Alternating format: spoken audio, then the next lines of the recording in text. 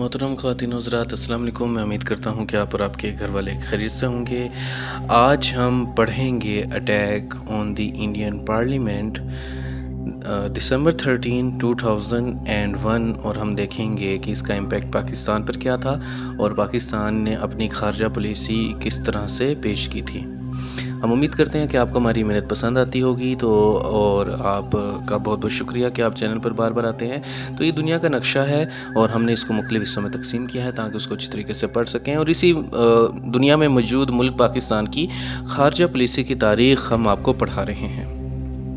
दहशतगर्दी पूरी दुनिया के लिए बहुत बड़ा ख़तरा है। दहशतगर्दी की वजूहात कॉजेज़ में जहालत, गुर्बत, अफलास, दीन की असल रूह का पता ना होना, किताबों से दूरी, फ़लसफ़े से दूरी और ज़िंदगी से नफ़रत शामिल है। 13 दिसंबर 2001 को इंडिया की पार्लियामेंट पर हमला हुआ। अब एक मरतबा फिर पूरे खित्ते का मुस्तकबिल दाव पर लग चुका था। 13 दिसंबर 2001 जुमेरात यानी थर्सडे के दिन पार्लियामेंट में हर रोज़ की तरह बहुत रश था। 250 मेंबर पार्लियामेंट जो थे पार्लियामेंटेरियंस अफराद थे वो मौजूद थे और कुछ मिनिस्ट्री के लोग भी मौजूद थे, मगर कोई नहीं जानता था कि असल में क्या होने वाला है। 5 मुसल्लह अफराद पार्लियामेंट में दाखिल हुए और फायरिंग शुरू कर दी। 3 अफराद मौके पर ही मारे गए, तमाम दहशतगर्द मारे गए और उनमें से एक खुदकश हमला आवर था जिसने खुद को मौके पर उड़ा दिया। 12 लोग मारे गए और 22 अफराद ज़ख्मी हुए। तमाम मेंबर पार्लियामेंट महफूज रहे। 4 अफराद दहशतगर्दी के इल्ज़ाम में पकड़े गए कि इन्होंने मदद की है दहशतगर्दों की।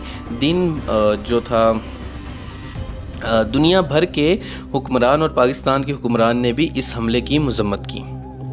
इंडिया की खारजा पॉलिसी में इस हमले के बाद फिर तब्दीली देखने को मिली। यहाँ 2 बातें करना ज़रूरी है कि पहली, तालिबान गवर्नमेंट और तालिबान 9/11 के बाद पूरी दुनिया में मोस्ट वांटेड हो चुके थे।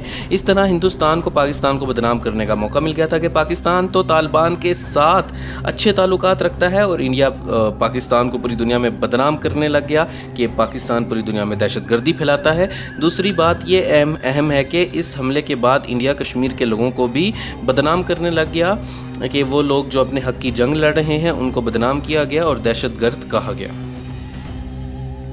दूसरी तरफ पाकिस्तान अमेरिका का इत्तेहादी बन गया था कि वो एक फ्रंट लाइन स्टेट के तौर पर अमेरिका के साथ दे रहा था और अफ़गानिस्तान पर भी अमेरिकी हमले में उसका साथ दे रहा था।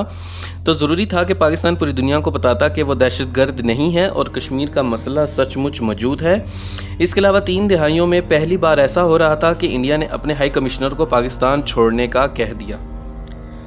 दोनों मुल्कों के दरमियान चलने वाली बस और ट्रेन सर्विस बंद हो गई। पाकिस्तान को इंडिया की हवा इस्तेमाल करने से मना कर दिया कि अब आपके हवाई जहाज़ हमारे मुल्क के ऊपर से नहीं गुजर सकते। हालात इतने ख़राब हो गए कि दोनों मुल्कों के दरमियान जंग का ख़तरा पैदा हो गया। दोनों मुल्कों की मिलिट्री जंग के लिए तैयार हो चुकी थी। आलमी सतह पर इंडिया जीत चुका था और पाकिस्तान के ऊपर बहुत ज़्यादा दबाव आ चुका था। दुनिया को लग रहा था कि शायद ये हमला पाकिस्तान ने करवाया है।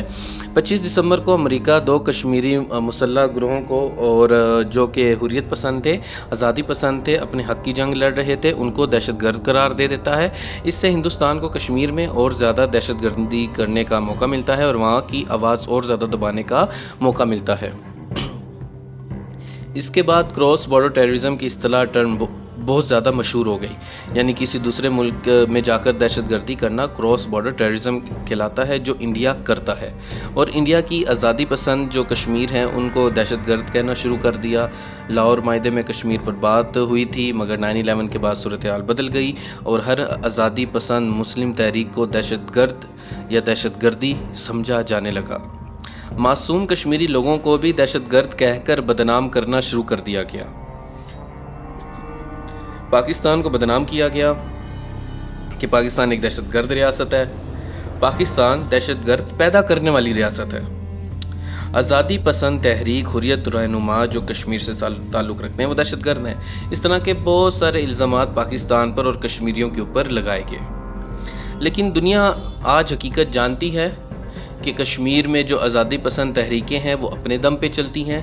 पाकिस्तान उनको स्पॉन्सर नहीं करता और तकरीबन 90s के दौर से हम उससे बहुत ज़्यादा दूर होना शुरू हो गए। तो मुशर्रफ दौर के बाद तो हम उसमें इन्वॉल्व ही नहीं हुए। वो मॉरल सपोर्ट भी नहीं अब कर पाते जो करनी चाहिए थी। हाँ, जितनी हो सकती है उतनी करते हैं, लेकिन इंडिया क्रॉस बॉर्डर टेररिज्म हमेशा करता आया है और आज भी कर रहा है। अब तो कनाडा इस बात को कहता है। BLA को मदद करना, पाकिस्तान के अंदरूनी मामलात में मुदाखलत करना, पाकिस्तान में दहशतगर्दी करवाना, पाकिस्तान के ऊपर RSS हिंदुत्व मोदित्व सोच को लागू करना, हर इंडियन ऐसा नहीं है, लेकिन कुछ पागलों का टोला है जो कि इस वक्त हुकूमत में मौजूद है। तो हमें तो हर लिहाज से अपने मामलात देखने हैं।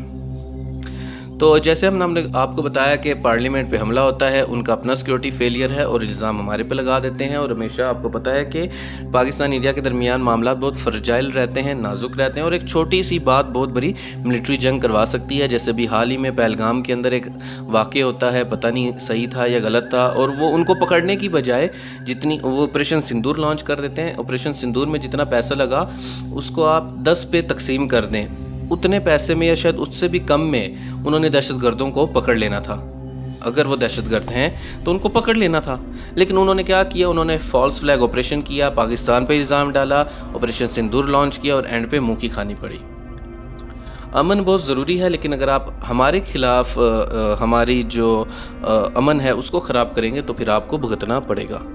तो ये आज का लेक्चर था। हम उम्मीद करते हैं कि आपको पसंद आता होगा। तो चैनल पर बार बार आने के लिए और वीडियोस देखने के लिए आप सभी लोगों का बहुत बहुत शुक्रिया। अल्लाह हाफिज़।